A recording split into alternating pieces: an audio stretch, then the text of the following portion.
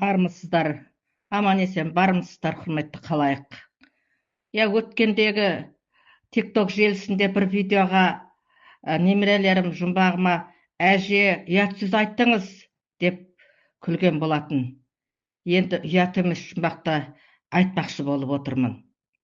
Шындығында да ерте замандағы жұмбақтар да, мақал мәтелдер де, әсіресе жаңылтпаштар өте қызық. Тіпті айтар алдында өзім де күлемін. Тіршілікте қолданатын заттары да, әрекет, қозғалыс аттары да, өсімдік шөп атаулары да ұят сөздерге жақын, яғни диалект, архаизм сөздер. Немерелеріме бір жаңылтпашты жаздырып, айтқызып едім, айта алмай жаңылысып, бұзып алдық деп аунап жатып күлді. Бір-біріне, бұл да ұят сөзге жақын екен, еш жаңылысуға болмайды, деді деп қояды бір-біріне. Жарықтық балалар-ай, менің оларды күлдіріп, көңілдендіре отырып, ойлануға, жылдамдыққа, ойды жинақтай білуге, дұрыс оқуға, әрбір сөзді жаңылыспай дұрыс айта білуге үйрету арқылы жеңілден жай күрделіге қарай жетелеп отырғанды қайдан білсін. Күнделікті түрлі ойындар астарында білім, қызығу, архаизм, диалект сөздерді білу, оларды игеру арқылы халқымыздың маржан сөздерімен, мақал мәтел, нақыл сөздерімен сусындап жатқандарын да өздері байқамайды. Балаға осылай үйретсеңіз, шаршамайды, жеңіл қабылдайды. Ал енді ұят емес бір жұмбақ айтайын.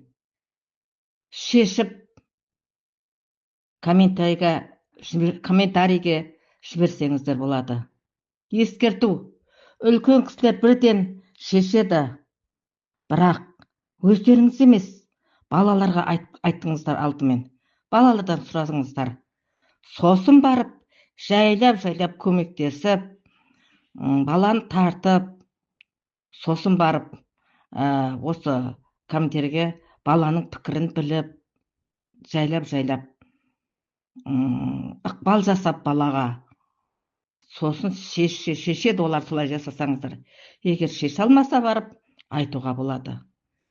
Мынау енді сол жұмбағым.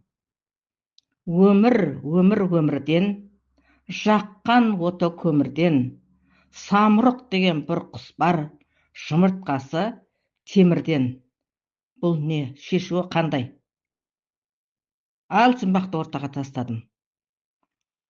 Барлықтарыңыз комментарийге жаппа тармағай жіберіңіздер жұмбақтың шешуін. Құрметті тыңдармандар, сонымен қатар жұмбақты шешкенде шешуін жазып, одан кейін толық астына өзіңіздің ойыңызды түсіндіріп, немесе баланың ойын түсіндіріп,